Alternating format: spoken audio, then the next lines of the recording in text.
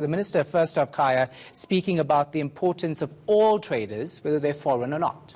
Well, absolutely, Shahan, talking about the importance of possessing those permits, but also making sure that you respect the regulations of the sector, but also, more importantly, having those conversations with their counterpart in South Africa. The issue around the porosity of our borders. How do we make sure that the immigration aspect is fixed? So she touched just a bit on that, as much as she was not really willing to go on regarding that particular aspect, given the fact that we've seen the Mayor of Johannesburg being so vociferous about the failure of the national government in making sure that these regulations are really just taken care of.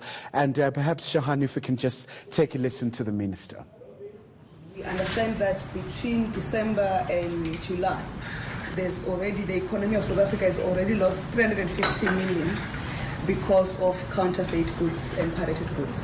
And that cannot be acceptable. But also what happened on Thursday, when the law enforcement agencies were attacked by stones by the street traders and hawkers and everybody else, because we don't have as yet concrete evidence of who was involved. It's not acceptable. Any attack on law enforcement agency of any other country is terrorism at West. An attack on the state is terrorism, and it cannot be allowed. So we're going to the CBD to meet and see what's happening, but also as we work as a department to make a plan to make sure that what has happened never happens again from the sector that we are responsible with. We'll later on meet with the Hawkers Association so that we can have a discussion in the way forward of what should happen.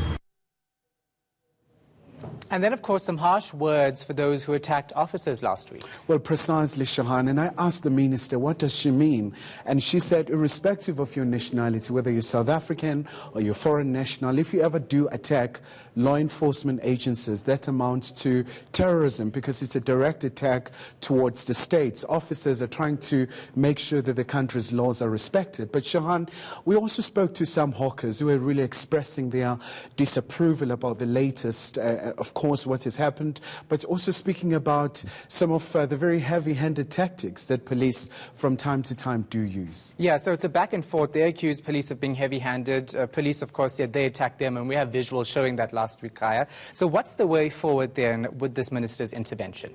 So the way forward now is that the ministry will just go back to the drawing board and try to craft a policy that will accommodate all the parties, from the hawkers' point of view to also the security cluster as well be involved.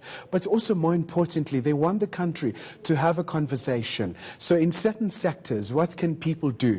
Can the foreign nationals be allowed to run certain businesses? There are countries in Africa where certain businesses are only just for certain individuals, just the nationals within the country, as opposed to having the foreign nationals having certain business. So the minister says all those conversations will be made, but also, more importantly, South Africa is still very much accommodating to all Africans. All right, we're going to leave it right there. Appreciate it. Our reporter, Kylie Kubalo.